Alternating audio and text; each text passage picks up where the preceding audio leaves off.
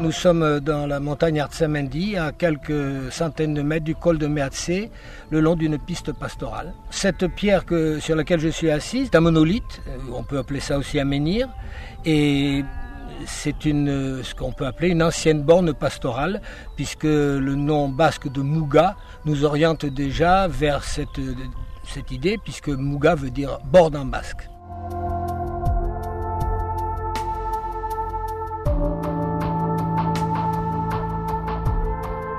Ces pierres, bien sûr, n'ont plus de rôle d'accords pastoraux à l'endroit où elles sont, mais les accords pastoraux persistent toujours, et je dois dire que beaucoup de ces pierres ont été réutilisées ensuite dans la période historique en tant que bornes frontières. C'est le cas par exemple du menhir de Gorospil et de ceux de Yarse, etc., Sao, qui sont dans les Aldudes et qui sont avec le numéro de la borne frontière dessus, quand il n'y a pas en plus à côté la borne frontière moderne. Donc, si vous voulez, il garde toujours un rôle de borne.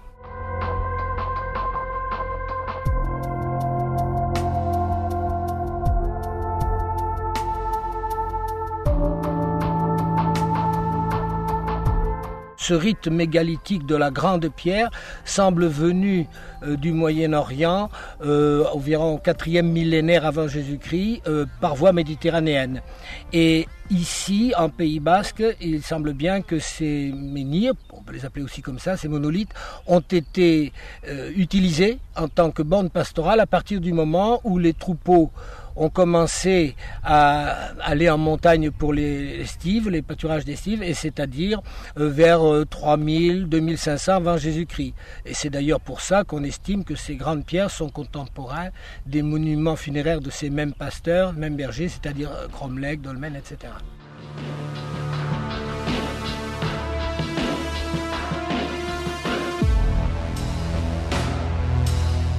Les monolithes en Pays Basque se présentent en gros sous deux formes. La forme comme celle-ci, le bloc de pierre allongé,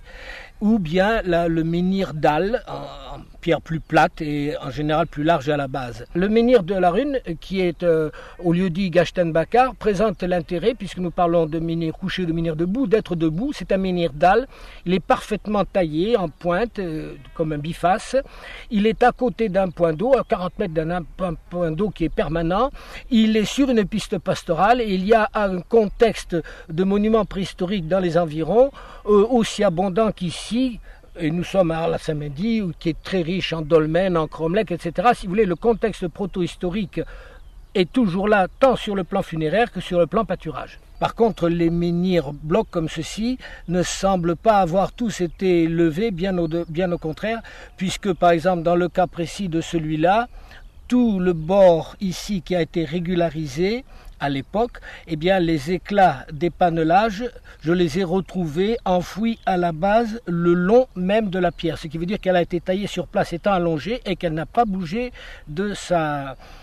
place, qu'elle n'a pas été érigée. Je voudrais ajouter en même temps que ce genre de pierre-là, et c'est une pierre naturelle, toute cette face ainsi que la base est naturelle, je veux dire, n'a pas été retouchée, et que les hommes de l'époque, il y a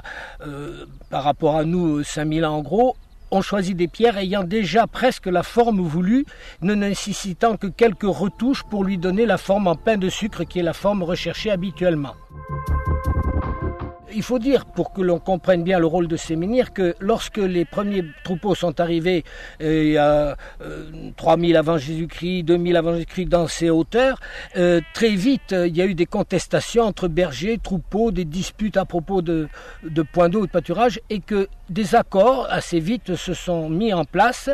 pour régler justement le droit des gens, le libre parcours des troupeaux, l'utilisation pacifique des pâturages et des points d'eau. Et ces accords étaient matérialisés en quelque sorte par ces grosses pierres sur lesquelles on venait renouveler régulièrement les accords pour maintenir l'entente entre les utilisateurs aux périodes d'estive de ces pâturages. Actuellement, ces accords qu'on appelle lit et passerie ou facerie sont toujours en vigueur. Je voudrais signaler un point important, c'est que ces accords entre pasteurs de vallées différentes, sont reconnues au tribunal international de La Haye et qu'elles ont une valeur internationale au point que même si des États sont en litige ou en dispute, les accords entre pasteurs d'un pays à l'autre sont quand même toujours valables. Et les accords actuels qui sont en cours, comme à la Pierre-Saint-Martin ou à l'Ifniaga, ne sont jamais que le rafraîchissement d'actes beaucoup plus anciens qui se perdent dans la nuit des temps. Et nous avons ici les vestiges de ces accords qui se perdent dans la nuit des temps.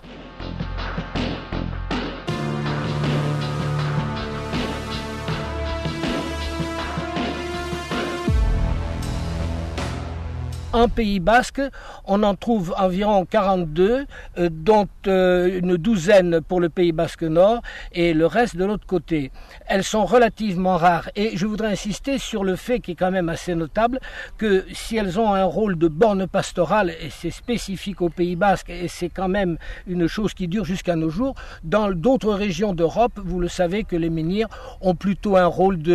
d'indicateur de sépulture, un lieu de culte ou bien surtout des repères astronomiques pour équinoxe, solstice, censé aider les agriculteurs dans le choix des époques, des semailles, des labours, etc. Donc ici, on est dans un contexte tout à fait différent, qui est un contexte pastoral, qui est celui du Pays Basque et qui est celui qui perdure toujours.